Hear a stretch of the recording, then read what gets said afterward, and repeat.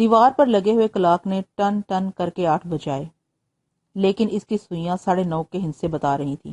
میرے خیالات کا سلسلہ ٹوٹ گیا۔ میں نے کھا جانے والی نگاہوں سے کلاک کی طرف دیکھا۔ اس کمبخت کو بھی اسی وقت مذاق سوچا تھا، حالانکہ ٹھیک 8 بجے میں اپنے فلیٹ میں داخل ہوا تھا۔ 9:30 بجے اللہ رکھا ریسٹورنٹ کا بیرا میرے لیے کھانا لے کر آ گیا تھا۔ ٹھیک 11 بجے میں نے اپنے ایک بینڈ کے ریڈیو سے رات کی خبریں سنی تھی۔ تقریباً 12 بجے میں بستر پر لیٹ کر سونے کی کوشش کرتا رہا تھا اور 1 گھنٹے کی مسلسل کوشش کے بعد بھی نیند نہ آنے پر اٹھ کر بیٹھ گیا تھا۔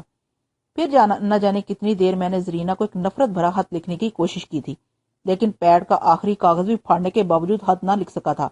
تب خط لکھنے کا ارادہ ملتوی کر کے میں کچھ اور سوچنے لگا تھا، اور اس وقت سے اب تک مسلسل سوچ رہا تھا۔ ہائی لائٹ کے نئے پیکٹ میں آخری سگریٹ رہ گئی، گویا میں نے سوچ بچار میں پوری 19 سگریٹیں پھونک ڈالی تھیں، اور اتنی سگریٹیں پینے میں کم سے کم 2 گھنٹے ضرور لگے ہوں گے، لیکن یہ کمبخت کلاک 8 بجا رہا تھا۔ اس کی سوئیاں 9:30 کے ہندسے پر تھیں، لیکن کلاک بھی کیا کرتا، وہ اپنی عمر کی آخری منازل میں تھا۔ یہی کیا کم تھا کہ اس بڑھاپے میں بھی وہ حسب توفیق اپنا فرض ادا کر دیتا تھا۔ اس کی کیفیت ایک فرض شناس لیکن افیونی پہرے دار کسی تھی، جو دن کے 12 بجے بھی افیون کی پینگ میں چوک کر جاگتے رہو کا نعرہ لگا دیتا ہے۔ تمام تر غلطی اس کی نہ تھی، میں نے کبھی اس کی طرف توجہ ہی نہیں دی تھی۔ کبھی اس کا فریم خوشنما اور چمکدار تھا، گھنٹے کے اوپری شیشے پر خوبصورت نقش و نگار بنے ہوئے تھے، لیکن اب سرے سے شیشہ ہی غائب ہو گیا تھا۔ گرد اور میل کچیل سے پیتل کے چمکدار گھنٹے کا رنگ بدل گیا تھا۔ اندرونی حصوں میں مکڑی نگر آباد ہو گیا تھا، اور مکڑیوں کے بہت سے خاندان اس میں سکون و آرام کی زندگی بسر کر رہے تھے۔ البتہ جب کبھی اس کا گھنٹہ بج اٹھتا تو چھوٹے چھوٹے ہلکے پھلکے بچے خوفزدہ ہو کر باہر نکل آتے اور دیوار پر ادھر ادھر دوڑنے لگتے، لیکن پھر ان کے والدین انہیں سمجھا بجھا کر گھر واپس لے جاتے اور بہادر بننے کی تلقین کرتے۔ سیاہ اور چمکدار سوئیاں ڈھیلی ہو کر بے جان ہو گئی تھیں اور اس شریر گھنٹے کا ساتھ نہ دے پاتی تھیں، اور جب وہ دن کے 12 بجا رہا ہوتا تو سوئیاں بلندی سے پستی میں آ پڑتی اور 6:30 بج جاتے۔ چنانچہ کلاک کو بے قصور قرار دے کر میں پھر غور و خوض میں مصروف ہو گیا۔ کیا کرنا چاہیے؟ مردود اختر بیگ نے تو مجھے شکست فاش دی تھی، اور بے وفا زرینہ نے مجھے 3 سال تک احمق بنایا تھا۔ اس سے بہتر تو انجیلا تھی۔ اگر اس کی دونوں آنکھیں بے یک وقت مختلف سمتوں میں نہ دیکھتی ہوتی اور تھوڑی پر جلے کا نشان نہ ہوتا تو وہ زرینہ سے کہیں خوبصورت تھی۔ اس کا قد زرینہ سے کہیں اچھا تھا۔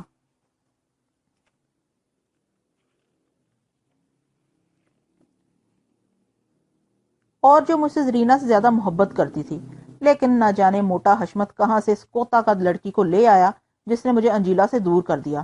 زرینہ نے چند ہی دنوں میں مجھے خود پر عاشق کر لیا اور انجیلا سوگوار ہو گئی۔ زرینہ مجھ سے محبت کی پینگیں بڑھاتی رہی اور میں انجیلا کو بھولتا گیا۔ خدا مجھے معاف کرے، میں نے انجیلا کی بہنگی آنکھوں کا مذاق بھی اڑایا جس کی محرک زرینہ تھی، اور اب پھر انجیلا اتنی بددل ہو گئی کہ اس نے ادھیڑ عمر کے جیکب سے شادی کر لی، اور انجیلا کی شادی میں میں اور زرینہ اس طرح شریک ہوئے جیسے میاں بیوی ہوں۔ اس طرح اس خوشی کے موقع پر بھی میں اس کے دل پر چرکے لگانے سے باز نہ آیا۔ مجھے انجیلا کی وہ کربناک مسکراہٹ یاد آ گئی جو مجھ سے شادی کی مبارکباد وصول کرتے وقت اس کے ہونٹوں پر آ گئی تھی، لیکن اس میں میرا کوئی قصور نہیں تھا۔ یہ سب کچھ زرینہ کی وجہ سے ہوا تھا، اور اب زرینہ اختر بیگ سے شادی کر رہی تھی صرف اس لیے کہ اختر بیگ اکاؤنٹنٹ تھا، اس کی تنخواہ 1100 تھی اور میں کلرک تھا، میری تنخواہ 350 تھی۔ مگر اب میں کیا کروں؟ زرینہ کی شادی کا کارڈ سامنے میز پر پڑا منہ چڑھا رہا تھا اور میں غصے سے کھول رہا تھا۔ ہم سب موٹے سیٹھ حشمت علی کی امپورٹ ایکسپورٹ کی فرم حشمت بردرز میں کام کرتے تھے۔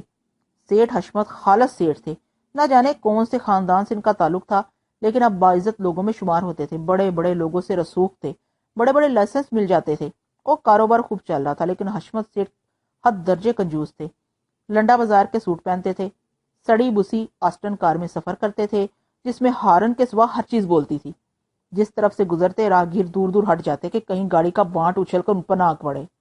دفتر کی بھی یہی حالت تھی۔ پورے 6 سال سے میں اس میں کام کر رہا تھا، لیکن ایک بار بھی کبھی دفتر میں رنگ و روغن نہیں کرایا گیا تھا۔ دیواروں پر البتہ جگہ جگہ پان کی پیک سے گلکاری ہو رہی تھی۔ دفتر کے بہت سے لوگ پان کے شوقین تھے اور کام کے اوقات میں کہیں اور جا کر پیک تھوکنے کی تکلیف نہیں کرتے تھے۔ حشمت سیٹھ کو بھی اس پر اعتراض نہیں تھا، کیونکہ یہ ملازموں کی مستعدی وفاداری کا ثبوت تھا۔ فرنیچر بھی سیٹھ حشمت کی کفایت شعاری کا آئینہ دار تھا۔ رحیم الدین کباڑی سے فرنیچر کی سپلائی کا معاہدہ تھا، اور رحیم الدین نے نایاب فرنیچر حشمت بردرز میں جمع کر دیا تھا۔ رحیم الدین بھی ماہر فن تھا، ٹوٹی پھوٹی میز کرسیوں کو تیار کر دینا اس کے دائیں ہاتھ کا کام تھا۔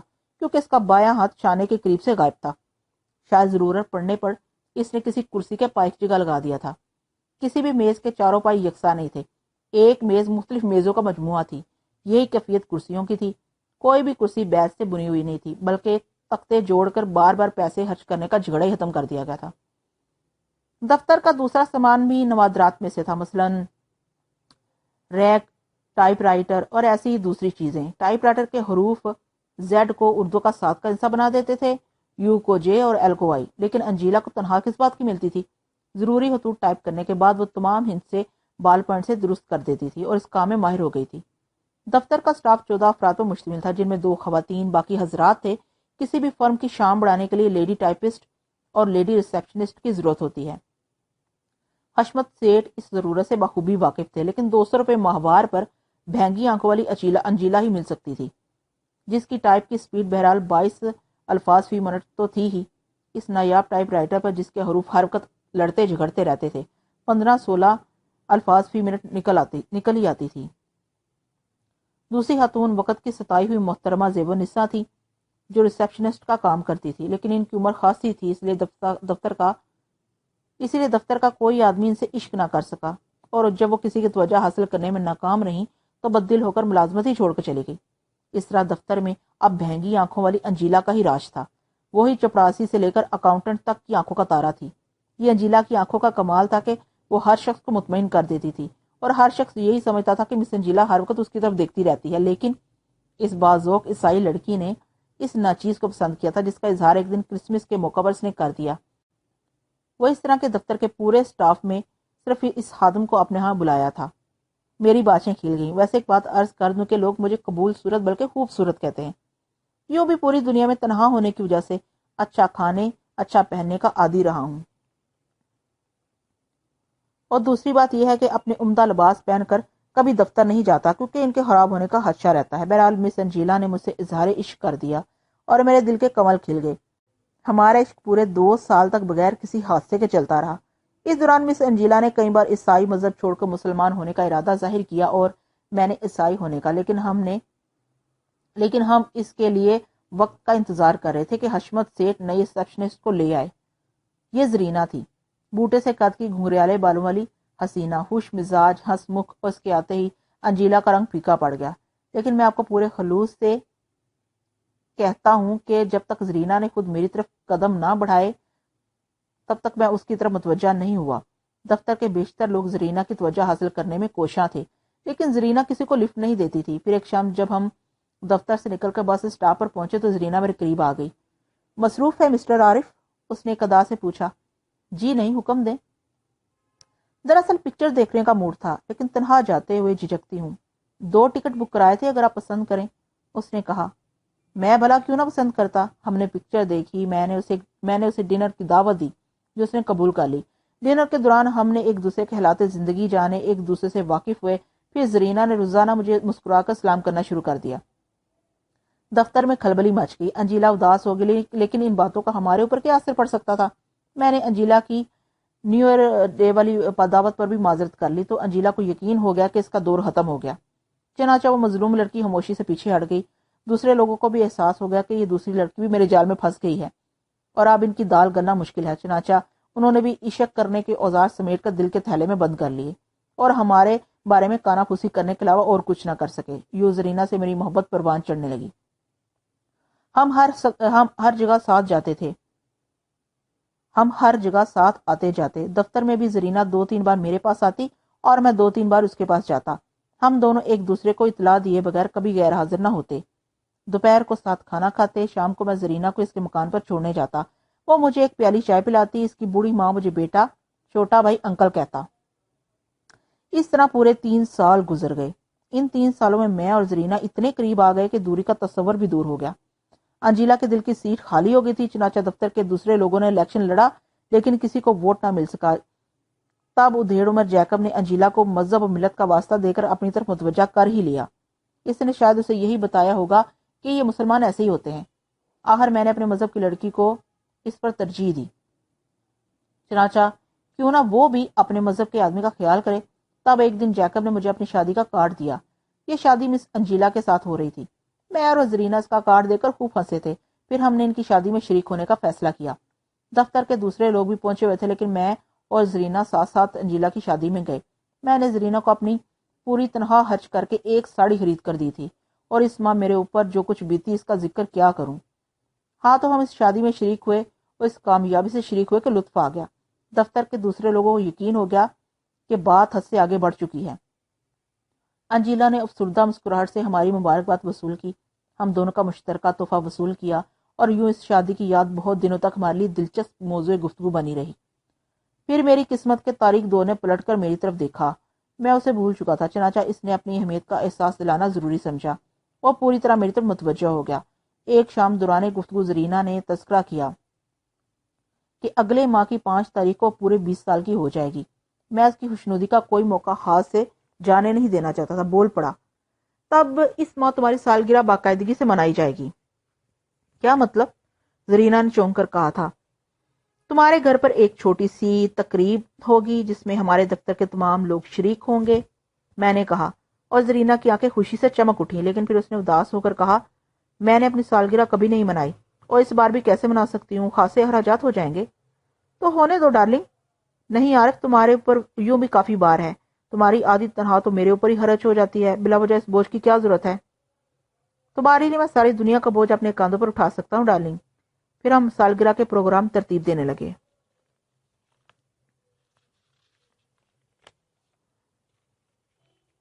جوش محبت میں زرینہ کی سالگرہ کا پروگرام تو بنا چکا تھا، لیکن اس کے گھر سے نکلنے کے بعد مجھے اپنی حماقت کا احساس ہوا۔ یہ میں کیا کر بیٹھا تھا؟ میں سالگرہ کے انتظامات کہاں سے کروں گا؟ یہ حقیقت تھی کہ مجھے 350 روپے ماہوار تنخواہ ملتی تھی۔ تنہا انسان تھا، بخوبی گزارا ہو جاتا تھا، لیکن جب سے زرینہ سے محبت کی تھی، آدھی تنخواہ اس کی ماں، بھائی اور خود زرینہ کی کچھ ضروریات پر خرچ ہو جاتی تھی۔ اس سلسلے میں نے اپنے اخراجات کم کر دیے تھے۔ مثلا پہلے میں ہمیشہ دیر سے دفتر کے لیے نکلتا تھا اور رکشہ یا ٹیکسی سے دفتر جاتا تھا، لیکن اب میں نے باقاعدگی سے بس کا استعمال شروع کر دیا تھا۔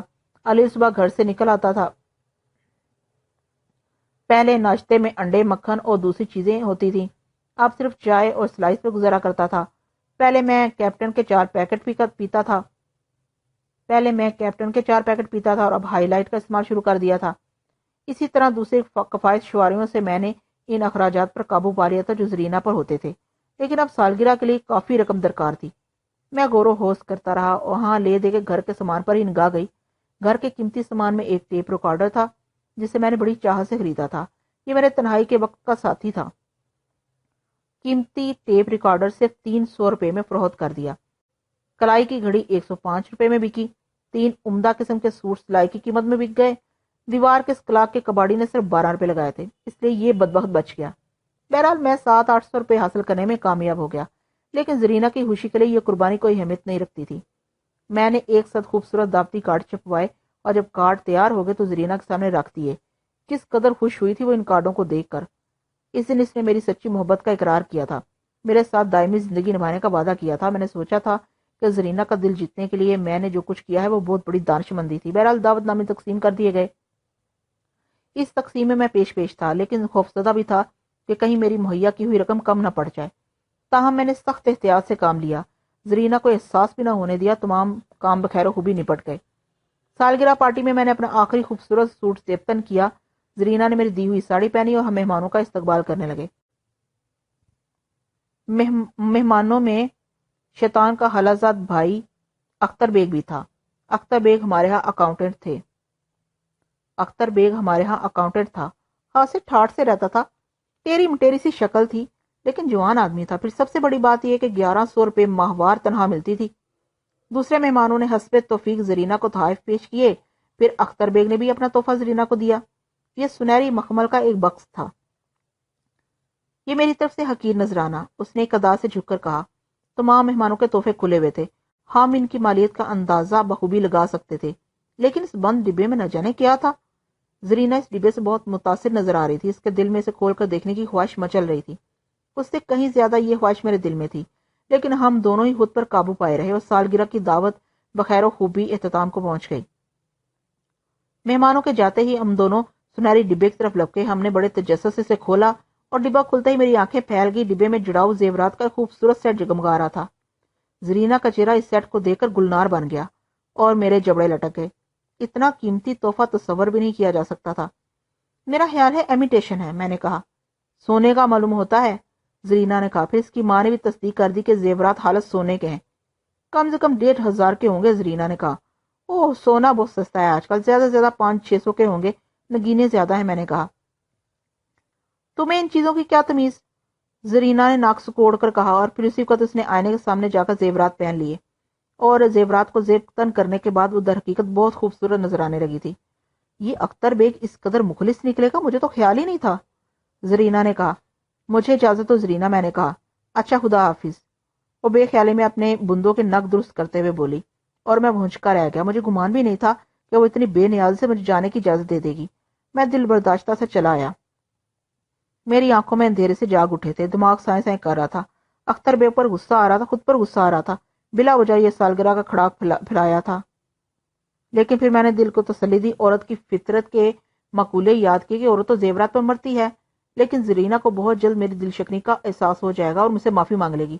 البتہ میں اسے 2-3 دن تک ناراضگی کا اظہار کروں گا، اسے احساس دلاؤں گا اس نے سونے کی چمک سے معروب ہو کر میری دل شکنی کی تھی۔ اس رات اس وقت تک جب تک نیند نہ آئی میں غم و غصے کا شکار رہا۔ دوسرے دن حسب معمول میں دفتر پہنچ گیا۔ زرینا بھی آ چکی تھی۔ میں نے اس کی طرف دیکھا۔ روزانہ وہ مسکرا کر میرا استقبال کرتی تھی، اس روز بھی اس نے استقبالیہ نظروں سے میری طرف دیکھا، لیکن آج اس کی مسکراہٹ میں وہ زندگی نہیں تھی، یہ صرف میرا احساس تھا۔ بہرحال مجھے سے ناراضگی کا اظہار کرنا تھا، تو میں دن بھر کرتا رہا۔ میں نے لنچ بھی زرینا کو مخاطب نہیں کیا، لیکن حیرت کی بات یہ تھی کہ وہ بھی مجھ سے مخاطب نہیں ہوئی، اور یہی چھٹی کا وقت ہوا۔ وہ چھٹی کے بعد بس اسٹاپ پر میرا انتظار کرتی تھی، ہم دونوں ساتھ ہی بس پر سوار ہوتے، میں اسے اس کے گھر چھوڑ کر تھوڑی دیر بیٹھ کر واپس آتا۔ لیکن آج جب میں بس اسٹاپ پر پہنچا تو زرینا موجود نہیں تھی۔ میں اور جل گیا اور اس کے گھر جانے کے بجائے اپنے گھر واپس آ گیا۔ میری انا جاگ اٹھی تھی۔ میں نے زرینا کے لیے کیا کچھ نہیں کیا تھا، لیکن اس نے ذرا سی دیر میں آنکھیں پھیر لی تھی۔ میں نے فیصلہ کر لیا کہ اس وقت تک زرینا سے بات نہیں کروں گا جب تک وہ میری خوشامد نہ کرے، اور دفتر میں دوسرے دن میں نے اپنا موڈ سخت خراب رکھا۔ میں نے ایک بار پھر زرینا کی طرف دیکھا، تیسرے دن بھی یہی کیفیت رہی۔ ویسے تیسرے دن میں نے چور نظروں سے زرینا کی شکل دیکھی، اس کے چہرے پر کوئی اضطراب نہیں تھا، اس کے انداز میں ذرا سی بھی افسردگی نہیں تھی، وہ حسب معمول اپنا کام انجام دے رہی تھی۔ چوتھا دن بھی یوں ہی گزرا، ہم دونوں نے ایک دوسرے سے کوئی گفتگو نہیں کی۔ البتہ اس روز میں نے زرینا سے گفتگو کرنے کا فیصلہ کیا، اس سے معلوم کرنا چاہتا تھا کہ مستقبل کے جو پروگرام ہم نے بنائے تھے ان کا کیا ہوگا۔ اس خیال کے تحت میں ذرا جلدی دفتر سے نکل آیا اور بس اسٹاپ پر پہنچ گیا، حالانکہ روزانہ زرینا پہلے نکل جاتی تھی۔ بس اسٹاپ پر میں ایک طرف آڑ میں کھڑا ہو گیا تاکہ زرینا کی نگاہ براہ راست میرے اوپر نہ پڑے۔ میں دفتر کے دروازے کی طرف نگراں تھا، پھر میں نے زرینا کو بس اسٹاپ کی طرف آتے دیکھا۔ اس سے تھوڑے فاصلے پر اختر بیگ اس سے بے خبر اسی طرف چلا آ رہا تھا، شاید وہ بھی کہیں بس میں جانے کا ارادہ رکھتا تھا۔ زرینا بس اسٹاپ پر پہنچ گئی، پھر اس نے مسکرا کر اختر بیگ کو سلام کیا۔ اختر بیگ نے بھی اسی طرح مسکرا کر اسے جواب دیا، اور زرینا اس کے قریب پہنچ گئی۔ میں ان دونوں سے زیادہ دور نہیں تھا، لیکن دونوں میں سے کسی نے مجھے نہیں دیکھا تھا۔ پھر میں نے زرینا کی آواز سنی، مصروف ہیں اختر صاحب؟ او نہیں مس زرینا، حکم دیں، اختر نے کہا۔ وہ دراصل پکچر دیکھنے کا موڈ تھا، لیکن تنہا جاتے ہوئے جھجکتی ہوں۔ 2 ٹکٹ بک کرائے تھے، اگر آپ پسند کریں۔ میرا دماغ سن ہو گیا، میری آنکھیں حیرت سے پھیل گئی، میں سکتے کے عالم میں کھڑا رہ گیا۔ میں نے نہیں سنا کہ اختر بیگ کیا کہہ رہا ہے، زرینا نے مزید اس سے کیا کہا۔ البتہ میری آنکھوں نے اختر بیگ کو ٹیکسی روکتے دیکھا، پھر وہ دونوں ٹیکسی میں بیٹھ کر چلے گئے۔ میں وہیں کھڑا رہا، کئی بسیں نکل گئیں، پھر جب میرے حواس قدرے درست ہوئے تو میں ایک بس میں بیٹھ کر چلا آیا۔ مجھے یقین ہو گیا تھا کہ زرینا میرے ہاتھ سے نکل گئی، وہ زیورات کے ڈبے میں بند ہو گئی۔ سونے کی چمک نے میری محبت کو ماند کر دیا۔ میں نے فلمی عاشقوں کے سے انداز میں درد بھرے گانے گنگنانے شروع کر دیے، شیو بنانا بند کر دیا، بال سنوارنے چھوڑ دیے۔ مجھے اپنی گھڑی، ٹیپ ریکارڈر اور سوٹوں کا بھی غم تھا۔ اس سے زیادہ غم زرینا کی بے وفائی کا تھا۔ کئی بار میرے ذہن میں خطرناک خیالات بھی آئے۔ دل نے کہا اختر بیگ کی مرمت کر دوں، یا زرینا کا اغوا کر لوں، گھوڑا لے کر جاؤں، اسے اٹھا کر گھوڑے پر ڈالوں، پستول سے فضا میں فائرنگ کرتا ہوں، بھاگ نکلوں۔ لیکن پھر عقل نے ٹھہوکا دیا، لالا سدھیر یا سلطان راہی تو ایسے کام کر سکتے ہیں، میرے بس کی بات نہیں۔ اگر گھوڑے سے گر پڑا تو ایک آدھ ٹانگ ٹوٹ جائے گی، اور مجھے دونوں ٹانگیں عزیز تھی، پھر کیا کروں؟ بے شمار خیالات میرے ذہن میں جنم لینے لگے۔ کم ہمت نہیں ہوں، دنیا میں تنہا ہونے کی وجہ سے موت و زندگی کا بھی غم نہیں ہے، لیکن ان تمام باتوں سے کیا فائدہ ہوگا؟ زرینا بے وفا ہے، بے وفا رہے گی، لیکن اس کی بے وفائی کی وجہ دولت ہے۔ یوں تو قدم قدم پر دولت کی اہمیت سامنے آتی ہے، لیکن اس واقعے کے بعد سے دولت کی طاقت کا میں دل سے قائل ہو گیا۔ انسان کے پاس دولت نہیں تو زندگی بیکار ہے۔ روز و شب گزرتے رہے، دفتر کے لوگ اب مزکہ حیض نگاہوں سے میری طرف دیکھتے تھے۔ زرینہ بھول گئی تھی کہ کبھی اس کے مجھ سے بھی تعلقات تھے، اب وہ کھلم کھلا اکاؤنٹنٹ سے عشق کر رہی تھی۔ بہرحال اختر بیگ کی تنہا 1100 تھی، میرے لیے اگر کسی کی آنکھوں میں رحم کے تاثرات تھے تو وہ انجیلا یا مسز جوزف تھی، لیکن آنکھوں کا زاویہ درست نہ ہونے کی وجہ سے یہ تاثرات ٹھیک طور سے نظر نہیں آتے تھے، اور ابھی اس کامیاب عشق کو پورا ایک ماہ بھی نہیں گزرا تھا کہ آج شام کو اختر بیگ مردود نے میرے ہاتھ میں ایک کارڈ تھما دیا تھا۔ سب سے پہلا کارڈ مجھے ملا تھا، بعد میں یقیناً دوسروں کو بھی ملے ہوں گے، لیکن اختر بیگ تو صرف میرا تماشا دیکھنا چاہتا تھا۔ آج زرینہ بھی دفتر نہیں آئی تھی اور در حقیقت میں تماشا بن گیا۔ دفتر کا وقت ختم ہونے میں آدھا گھنٹہ باقی تھا، لیکن یہ آدھا گھنٹہ بھی مجھ سے نہ گزارا گیا۔ میں دفتر سے نکل آیا، پھر نہ جانے کہاں کہاں آوارہ گرتی کرتا پھرا، نہ جانے میرے دل میں کیسے کیسے طوفان آ کر گزر گئے۔ دولت کی فتح ہوئی تھی، مردود اختر بیگ نے زرینہ کو جیت کر مجھے شکست فاش دی تھی، اور زرینہ نے زیورات کے سیٹ پر اپنی محبت قربان کر دی تھی، اور اس وقت اندازے کے مطابق رات کے 3 بج رہے تھے۔ اندازہ ہی لگایا جا سکتا تھا، ورنہ ابھی تھوڑی دیر قبل کلاک نے 8 بجائے تھے۔ اس کی سوئیاں 9:30 پر اٹکی ہوئی تھیں، پتہ نہیں چل سکتا تھا۔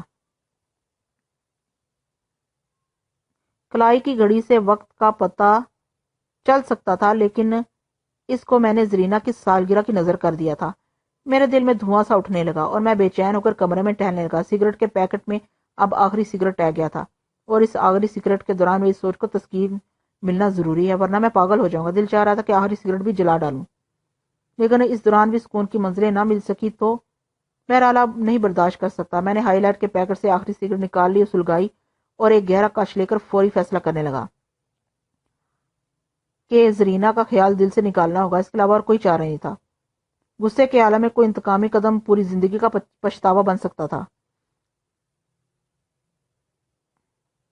سگریٹ کے چوتھائی حصے کے جلتے جلتے میں نے دولت کے حصول کی ترکیب سوچ لی۔ زرینہ کو ہوا کیا جا سکتا ہے، بآسانی سے قابو میں بھی رکھا جا سکتا ہے، ہوا کتنے ہی خطرات کیوں نہ مول لینے پڑے، لیکن اس طرح زرینہ کی محبت تو نہیں حاصل کی جا سکتی۔ پوری زندگی کا عذاب، زرینہ نہ صحیح کوئی اور صحیح جو بھرپور محبت دے سکے دولت کے عوض۔ گویا دولت کا حصول اولین شرط ہے، خواہ جائز طور سے حاصل ہو یا ناجائز طور سے، اور ناجائز طور سے دولت کے حصول کے لیے اس سے عمدہ اور کوئی ترکیب نہیں ہو سکتی تھی جو سگریٹ کے آدھے ہونے تک میرے ذہن میں آئی تھی، اور اس ترکیب پر میں دل میں اچھل پڑا۔ ایک تیر سے 2 شکار۔ اختر بیگ کی شادی ضرور کھٹائی میں پڑ جائے گی اور زرینہ کے حواس درست ہو جائیں گے۔ راہد میرا اپنا سوال تو نو رسک نو گیم، خطرہ مول لیے بغیر زندگی گزارنا مشکل ہے۔ یوں بھی اس صدمے و بےعزتی کی وجہ سے اب میں اس دفتر میں کام نہیں کر سکوں گا، اور زرینہ جب مسز اختر بیگ بن کر دفتر میں آئے گی تو میرے دل پر کیا بیتے گی۔ اس طرح اگر میں کوئی جنونی قدم اٹھا گیا تو ویسے بھی مصیبت مول لینا پڑے گی، اس لیے دوسری مصیبت کیوں نہ مول لی جائے۔ سگریٹ ختم ہو گئی، لیکن اب مجھے اس کی پرواہ نہیں تھی۔ میرا ذہن ایک راہ سوچ رہا تھا۔ میں نے مڑے توڑے پیڈ کے کاغذ اٹھائے جس پر میں نے زرینہ کو ایک خطاب نامہ لکھنے کی کوشش کی تھی۔ ان میں سے چند کاغذوں کو سیدھا کر کے ان کی شکنیں نکالی، پھر پین لے کر اپنے پروگرام کا نقشہ ترتیب دینے لگا۔ میں اپنے پروگرام کے ایک ایک نقطے پر غور کر رہا تھا، پھر بہت سے کاغذوں پر مشتمل پروگرام کو ذہن نشین کرنے کے بعد میں نے اپنی فطرت کا جائزہ لیا۔ اس پروگرام کو عملی جامہ پہنانے میں میری شخصیت، میری فطرت کی کوئی کمزوری تو آڑے نہیں آئے گی۔ میں نے اندازہ لگایا کہ نہیں، میں بالکل ٹھیک ہوں، پوری دلجمی سے اپنا کام انجام دے سکتا ہوں۔ پھر میں نے ان تمام کاغذوں کو ایک جگہ جمع کر کے ماچس سے آگ دکھا دی۔ ایک ایک ٹکڑے کو راکھ کے ڈھیر میں تبدیل کرنے کے بعد میں نے احتیاط سے وہ راکھ اٹھائی اور اسے منتشر کر دیا۔ کاغذوں کے باقی ٹکڑوں کو میں نے سمیٹنا ضروری نہیں سمجھا۔ ان پر چند صدور لکھی ہوئی تھی جن میں مختلف انداز میں زرینہ کو مخاطب کیا گیا تھا۔ میں چشم تصور میں اپنے مکان میں پولیس کو دیکھ رہا تھا۔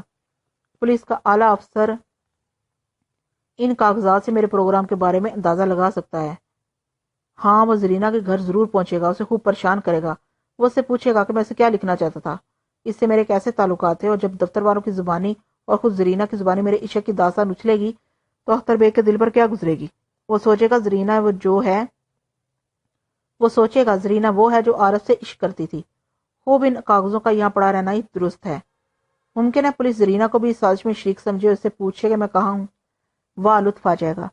کاغذ کے یہ ٹکڑے تو بڑے کام کی چیز ثابت ہوں گے۔ چنانچہ میں اطمینان سے چارپائی پر لیٹ گیا۔ اسی وقت گھنٹے نے 11 بجائے اور ٹھک ٹھک کی آواز سے نوک کے ہنسے پر اٹکی ہوئی چھوٹی سوئیاں 7 پر کھسک آئیں، اور بڑی سوئی اطمینان سے وہیں تھی۔ گویا اب 7:30 بجے تھے۔ میں نے کلاک کی شرارت کو پسند کیا اور بوڑھی مکری کو पहलू बदलते हुए देखते देखते सो गया। दूसरे दिन 10:30 बजे के करीब आंख खुली। आज दफ्तर की छुट्टी हो गई थी, लेकिन इससे मेरे प्रोग्राम पर कोई असर नहीं पड़ा था। मैंने इत्मीनान से मुंह हाथ धोया, लिबास तब्दील किया, नाश्ता करने के लिए नीचे उतर गया। अल्लाह रखा रेस्टोरेंट से मेरा हिसाब चलता था। चनाचा रेस्टोरेंट की बेंच पर बैठकर मैंने नाश्ता किया और फिर शेव बनाने चला गया। हफ्तों की शेव थी, बेतरतीब दाढ़ी की शक्ल में। नाई ने कई बार मुंह बनाया था, लेकिन बहरहाल मैं पुराना ग्राहक था, इसलिए इसने नाराजगी का इजहार न किया और मैं बिल अदा करने के बाद बाहर निकल आया। ठीक 12:30 बजे मैंने हल्का सा खाना खाया, फिर दफ्तर चल पड़ा। मैं आधे घंटे की ड्यूटी ज्वाइन करना चाहता था। सब लोग लंच पर थे। सबसे पहले मेरी मुलाकात जोसेफ से हुई। इस पुरस्खलूस असाई ने बड़ी मोहब्बत से मेरा इस्तकबाल किया। कहाँ रह गए थे आरिफ बाबू? उसने पूछा। बस ऐसे ही मिस्टर जोसेफ, रात को तबीयत खराब हो गई थी। ओह, अंजीला भी परेशान थी। तुम कभी छुट्टी जो नहीं करते? उसने कहा और मैं ख्वामा हंस दिया।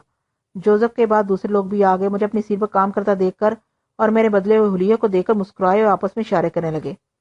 मैं सब कुछ महसूस कर रहा था, लेकिन मुझे इन बातों की क्या परवाह हो सकती थी। मैं तो वो कुछ करने वाला था जो इनमें से एक के भी बस में नहीं था। हिम्मत ही नहीं पड़ सकती थी सालों की, बुज़दिल कहीं के। मैं हकारत से मुस्कुरा दिया। उस दिन शाम को जरीना से भी मुलाकात हुई। जरीना मुझे देखकर ठिठक गई थी, लेकिन मैं इसके करीब से गुजरा चला गया। फिर एक बस में बैठकर चल पड़ा। मुझे जरीना की आंखों की हैरत पर लुत्फ आ रहा था। वो तसव्वुर भी नहीं कर सकती थी कि मैं इसे कैसा दिलचस्प इंतकाम लेने वाला हूँ। एक एक घड़ी गिन गिन कर बुलाकर 3 तारीख आ गई। ये वो दिन था जब मैं अपना काम अंजाम देने वाला था। इस दिन मैं अलील सुबह उठ गया, जरूरियात से फारिग होकर अपना सूट पहना, फिर वो ऐनक लगाई जिससे मेरी शख्सियत बदल जाती थी। आज मैंने अल्लाह रुखा रेस्टोरेंट में नाश्ता करने के बजाय स्टेशन के करीब एक खूबसूरत से होटल में नाश्ता किया। मेरी जेब में 110 रुपए थे, जो मैंने अपनी एडवांस तनख्वाह में से लिए थे। 150 रुपए मैंने 2 दिन पहले ही अख्तर बेग से ले लिए थे, जिनमें से 40 रुपए मुख्तलिफ खरीदारी में खर्च हो गए थे और 110 रुपए बचे थे। 10 रुपए मैंने नाश्ते का बिल अदा किया। अब मैं कोई मामूली आदमी तो था नहीं। अगर किस्मत साथ दे गई तो लखपति बनने वाला था। बहरहाल वक्त हो गया था। मैं रेलवे बुकिंग पर पहुंचा। मैंने 88 रुपए का फर्स्ट क्लास का टिकट खरीदा। यह टिकट एक छोटे से स्टेशन का था, जहां से मुझे दूसरी ट्रेन पकड़नी थी। एक ही ट्रेन से मंजिल पर पहुंचकर मैं पुलिस के लिए मंजिल की निशानदही नहीं करना चाहता था। टिकट बुक कराते हुए मेरा दिल धड़क रहा था। बहरहाल स्टेशन से निकलते हुए मैंने खुद को संभाल लिया। फिर एक टैक्सी रोककर दफ्तर की तरफ चल पड़ा। ऑफिस के इंचार्ज मिस्टर शकील ने टूटी हुई ऐनक के पीछे से मुझे देखा और मैं इनके करीब पहुंच गया। माफ कीजिएगा जनाब, दरअसल आज मुझे कुछ जरूरी काम करने थे। आप मेरे आधे दिन की छुट्टी काउंट कर लें, मैंने लजाजत से कहा, और मिस्टर शकील की ऐनक नाक पर आ रही। इससे कबल मैंने ऐसी सादतमंदी का सबूत नहीं दिया था। चनाचा इनका पीक ज्यादा मुंह फैल गया। कोई बात नहीं, कोई बात नहीं, बस आज 3 तारीख है और आपको इल्म है। आप फिक्र न करें, मैं काम खत्म कर लूंगा, मैंने कहा और शकील साहब ने गर्दन ला दी। मैं अपनी मेज पर पहुंच गया। फिर मैंने आज का शुरू कर दिया। मैंने जानबूझकर बहुत से फाइल एक साथ खोल लिए, उन पर काम करने लगा। मैडम एंजीला को मैंने कई खतूत टाइप करने को दिए। 4 मरतबा मिस्टर अख्तर बेग के पास गया। इन्हें कुछ वाउचर दिखाने थे, लेकिन दरहकीकत ये अंदाजा करना था कि मेरी किस्मत में क्या लिखा है। और अख्तर बेग की मेज पर नोटों के बड़े बड़े बंडल देकर दिल को तस्कीन दी। बहुत कम वक्त है, ये सब नोट मेरे होंगे, ये सब मेरे होंगे। मैं चोर नजरों से अख्तर बेग को काम करते दिखता जा रहा था। 1 बजने तक मेरा चेहरा जर्द हो गया था। मैंने जरूरत से ज्यादा सिगरेट फूके थे। फिर 1 बज गया। लंच का वक्त हो गया था। सब लोग उठ उठ कर बाहर जाने लगे। सब ही ने मेरी तरफ देखा, लेकिन मैं सर झुकाए काम में मसरूफ था। मेरे सामने फाइल फैले हुए थे, जिन्हें समेटने का मेरा कोई इरादा नहीं था। मेरी तो बस एक ही दुआ थी, वो ये कि अख्तर बेग प्रोग्राम के खिलाफ कोई काम न करे। जो ही दफ्तर का आखिरी आदमी बाहर निकला, मैंने अपनी सीट छोड़ दी। इसका जिस कदर फुर्ती की जाती, उतना ही आसान काम हो जाता। मैं बरक की तरह अख्तर बेग के कैबिन में दाखिल हो गया। कैबिन क्या था, बस लकड़ी की 3-3 फुट की 4 दीवारी थी, जिसमें दरवाजे की चंदा जरूरत नहीं थी, क्योंकि उसे फलांग कर भी अंदर दाखिल हुआ जा सकता था। लेकिन बहरहाल बाकायदगी की वजह से दरवाजा भी मौजूद था। मैंने दरवाजे के इस्तेमाल की चंदा जरूरत महसूस नहीं समझी। और कैबिन में पहुंच गया। दूसरे लम्हे मैंने फुर्ती से अख्तर बेग की मेज की अकबी दराज निकाली। सेफ की चाबी इसी दराज में होती थी। चाबी एक कोने में पड़ी मिल गई। मैं झुका झुका सेफ के करीब पहुंच गया। सेफ में चाबी लगाई और उसे खोलने की कोशिश करने लगा। लेकिन ये क्या, चाबी तो घूम ही नहीं रही थी। ना जाने कमबख्त को क्या हो गया था। मैंने इस पर काफी कुव्वत सर्फ की। मेरे हाथ पांव फूले जा रहे थे। چابی تو یہی تھی، لیکن نہ جانے کیا ہو گیا تھا۔ میں نے پریشانی سے ادھر ادھر دیکھا، پھر دوبارہ چابی کو گھمانے لگا۔ فقطاً مجھے احساس ہوا کہ چابی دوسری طرف گھوم رہی ہے، چنانچہ میں نے خود پر لعنت بھیجی، دوسری طرف چابی گھمانے لگا، جو بآسانی گھوم گئی، لیکن اب جو سیف کا ہینڈل پکڑ کر اسے کھولنے کی کوشش کی تو سیف ہی نہیں کھل رہا تھا۔ لا حول ولا قوت، کیا مصیبت پیش آ گئی۔ میں نے تاریخ ہوتے ہوئے ذہن پر قابو پایا، کشیدہ اعصاب کو درست کیا، پھر سیف پر قوت آزمائی کرنے لگا، لیکن نتیجہ صفر۔ ایک بار پھر میں نے چابی کو دوسری طرف گھمایا تو چابی گھوم گئی۔ اب جو میں نے ہینڈل پر زور لگایا تو سیف کھل گیا۔ لعنت ہے مجھ پر۔ ایک بار پھر میں نے اپنی بدحواسی پر لعنت بھیجی۔ سیف تو پہلے ہی کھلا ہوا تھا، میں نے پہلے کھلے ہوئے سیف پر قوت آزمائی کی تھی، پھر اسے بند کر کے اس کے ہینڈل پر زور لگاتا رہا تھا۔ کتنا وقت ضائع ہو گیا تھا، چابی نکالنے کی بھی ضرورت نہیں تھی۔ غریب اختر بیگ نے تو مجھے تمام سہولیات بہم پہنچا دی تھی۔ وہ تو سیف بھی کھلا چھوڑ گیا تھا تاکہ مجھے سیف کھولنے میں دقت پیش نہ آئے۔ بہرحال میں نے سیف کھولا، اندر نوٹوں کی گڈیاں چنی ہوئی تھیں۔ میں نے پھرتی سے اختر بیگ کا بریف کیس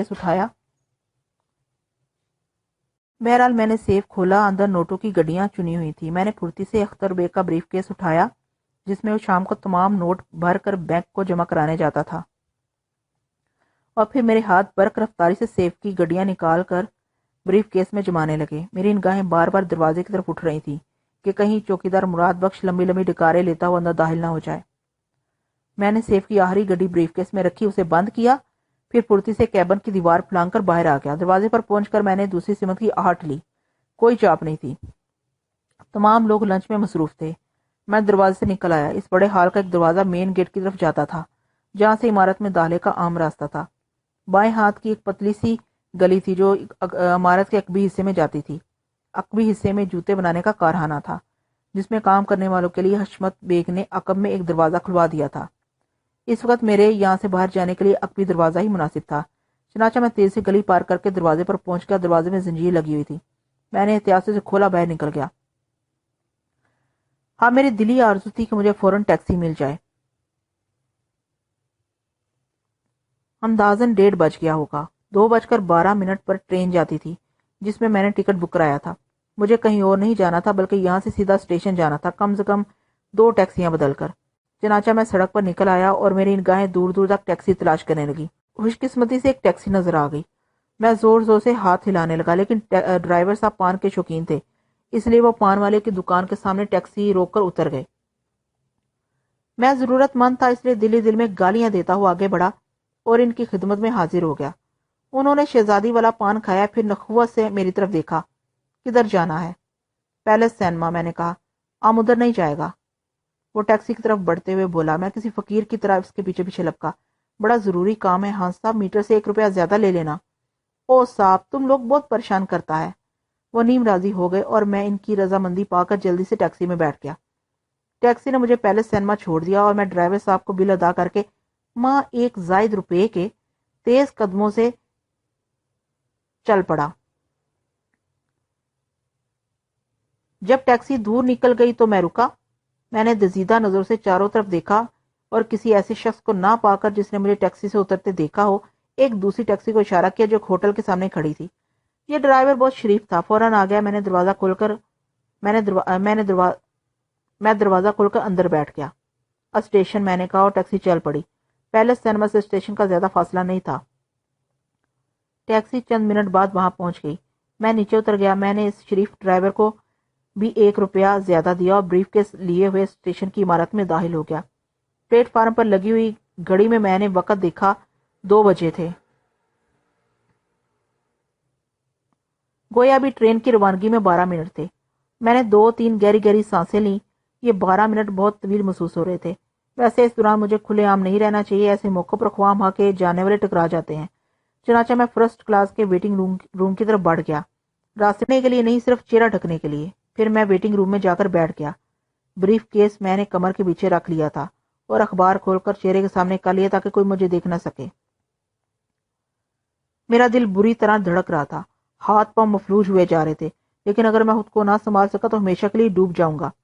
اس احساس کے تحت میں نے خود کو سنبھالا، لیکن اس وقت میں اپنے جسم کی لرزش پر قابو نہ پا سکا جب میں نے ایک پولیس آفیسر کو چند آدمیوں کے ساتھ اندر آتے دیکھا۔ بڑی بڑی مونچھوں والا یہ پولیس آفیسر مجھے بلے شاہی دور کا جلاد یا فرشتہ معلوم ہوا جو میری روح قبض کرنے آیا تھا۔ اخبار میرے ہاتھوں میں لرزنے لگا اور آنکھیں بند ہونے لگی۔ اجی نکل کر کہاں جائے گا سالہ، چاروں طرف پولیس لگی ہوئی ہے۔ افسر کی بھاری آواز میرے کانوں میں گونجی۔ اپن تو مر گلا دروگا جی، اگر وہ نہ پکڑا گیا تو اپن تو خودکشی کر لیں گا، ایک ممناتی ہوئی آواز سنائی دی۔ آپ فکر نہ کریں سیٹ صاحب، پولیس مستعد ہے۔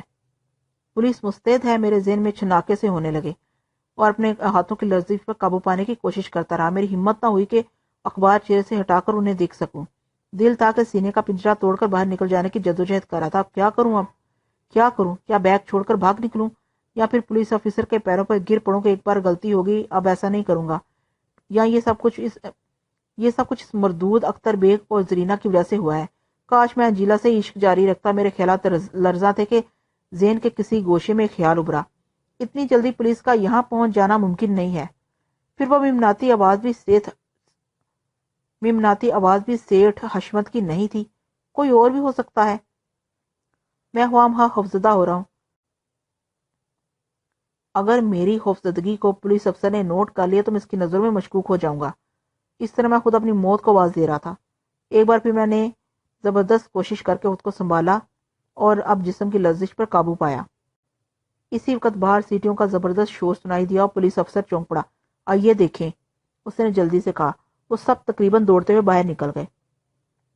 میں نے خدا کی اس بروقت مدد پر اس کا شکریہ ادا کیا، خود بھی بریف کیس اٹھا کر باہر نکل آیا۔ پلیٹ فارم کی گھڑی میں اب 2:05 ہو چکے تھے۔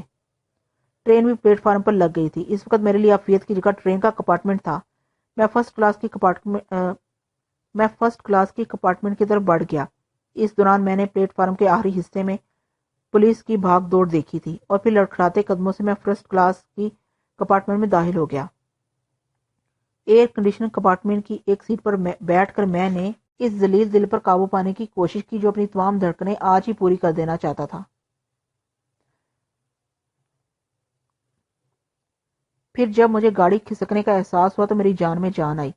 دل اس طرح صاف نکل آنے کی خوشی میں برداشت نہ کر پا رہا تھا، میرا پورا جسم بے جان ہو گیا تھا۔ ٹرین نے رفتار پکڑ لی۔ میں اسی طرح خشک ہونٹوں پر زبان پھیرتا رہا۔ میرے ذہن میں بے شمار خیالات آ رہے تھے۔ میں کسی طرح اس نامراد دل پر قابو پانے میں کوشاں تھا کہ میرے کانوں میں چشمے والی بڑی بی کی آواز گونجی۔ تمہاری طبیعت کچھ خراب ہے بیٹے؟ شاید مجھے مخاطب کیا گیا تھا۔